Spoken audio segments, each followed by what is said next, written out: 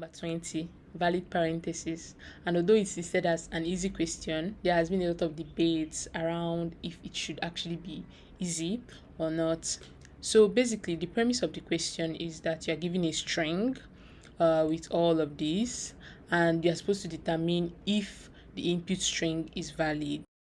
Okay, so the idea of a valid parenthesis is that we can have something like, let's say, this and this is a valid parenthesis, and if you have this and this, we have a valid parenthesis. We have the curly braces and then the curly braces. Now, this is a valid parenthesis.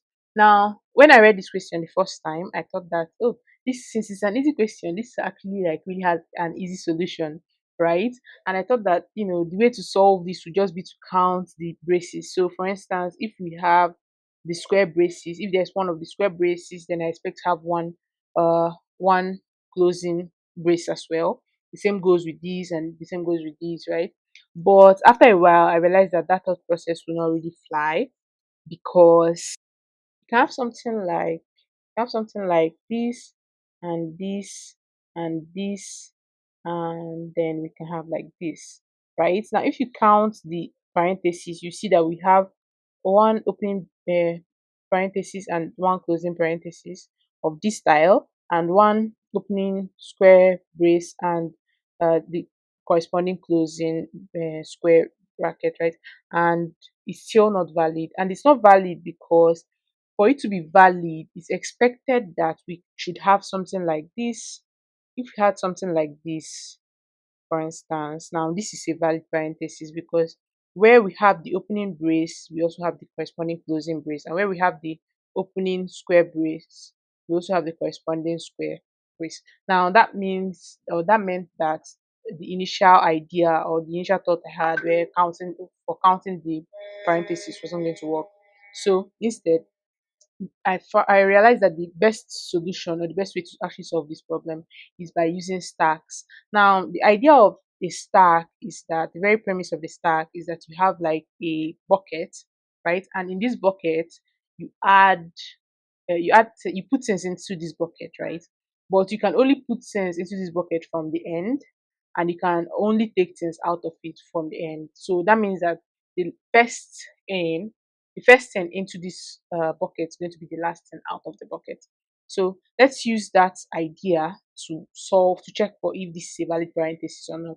Now let's say we have this and this, right? Now as the string, right? So initially we come into the string and we check the first item in the string is the opening parenthesis. Now the things that will go into our stack or into our bucket this time around are going to be the opening brackets. When we have the closing bracket, then we decide to at that point we check if this closing bracket has a corresponding opening bracket within the bucket. Now, but when we have opening brackets, we are just going to push it into the stack. Now we have the opening bracket, so we just push that into the stack. So that's the first thing into the stack.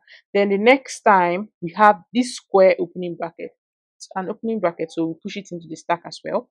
Now the next thing that we have is a closing bracket, but this closing bracket is not a square bracket, it's a circle bracket. So in this particular instance, we're going to get this circle bracket and we're going to check what's on top of our stack at this point. What's on top of our stack is unfortunately a square bracket, and the square bracket cannot pair with the circle bracket in this case, and because of that it's not valid, so we just return false here, right?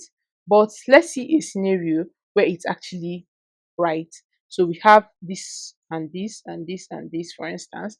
Now, when we have the opening bracket, we get our bucket once again empty as in the beginning. So we have the opening bracket now, it's opening, so we're going to push it into the stack, right?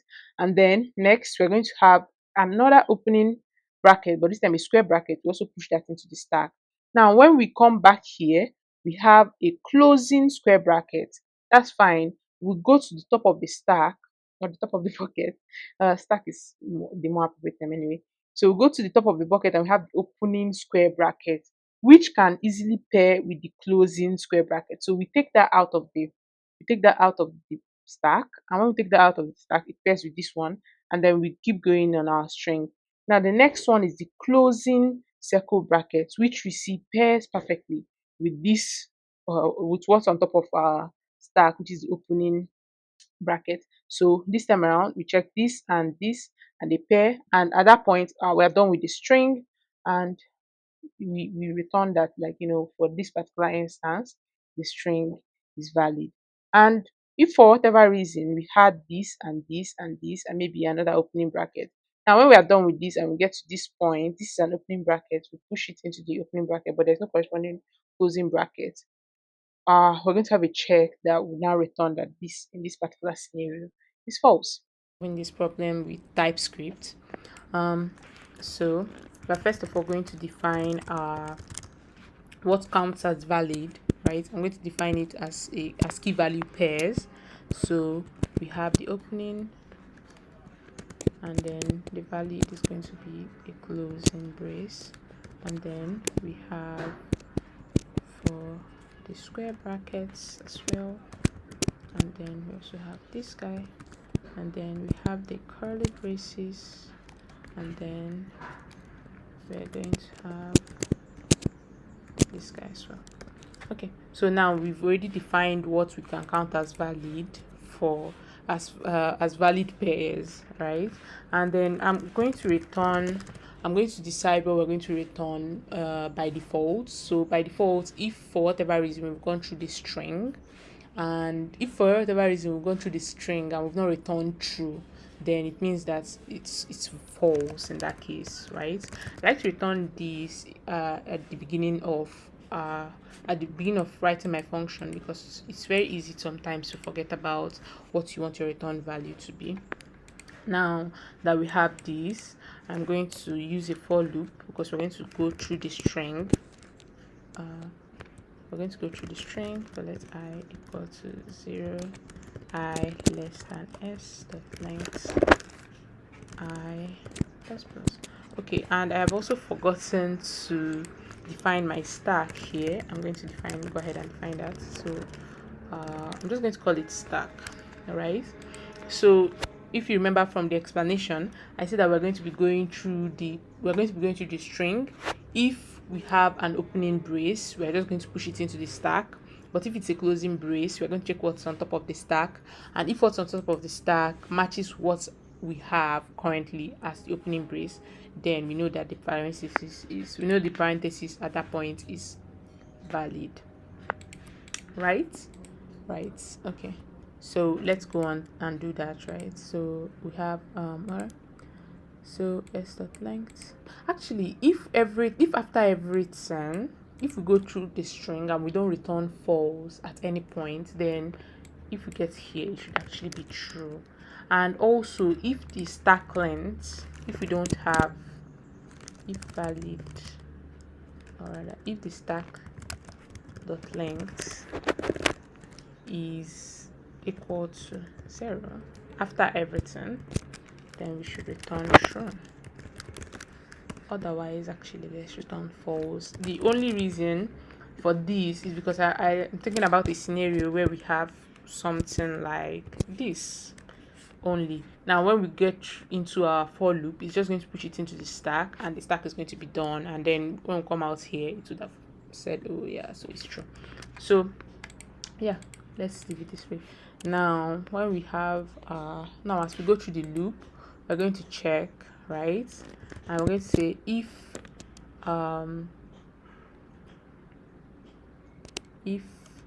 s dot length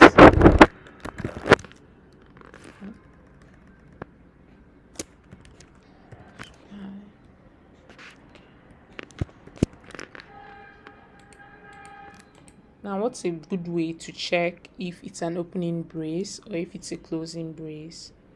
So a good way to check that would be key value pairs, right?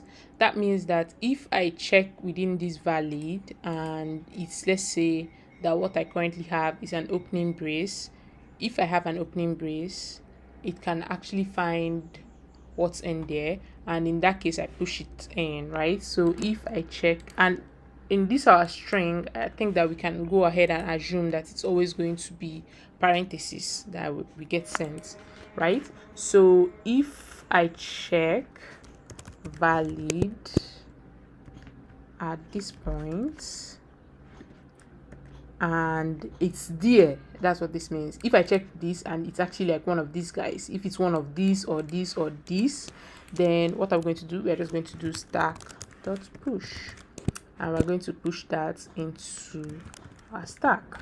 Otherwise, if I check and it's not, then I'm going to assume that it's not one of these, right? That it's instead one of these, right?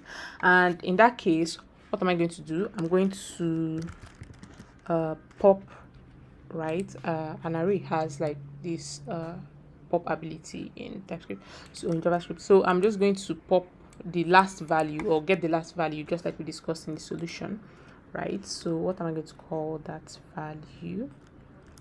Let's call it pair. So we're just going to pop stack.pop, right? And then we're going to compare. Now that we have the pop, we're going to check if we've popped this last value, right? And we're going to check if valid at that position, if valid pair, right, is equal to our string at that position, that's our parenthesis at that particular position. Does that make sense? Yeah, it does make sense to me. Oh yeah, sorry, this is a function. So yeah, so now when we have that, what do we do? If we check this and it's the same, then we're fine, that's true. But if it's not the same, that's the case where we actually need it, then we just return false here. Yeah, and that is the solution to this problem. I don't see any issues, but let's run it and find out if we're fine. Okay, yeah, so it has accepted all the cases. Let's try submit.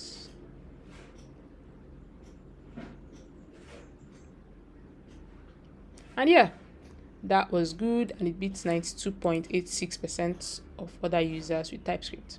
So that's how you solve that problem.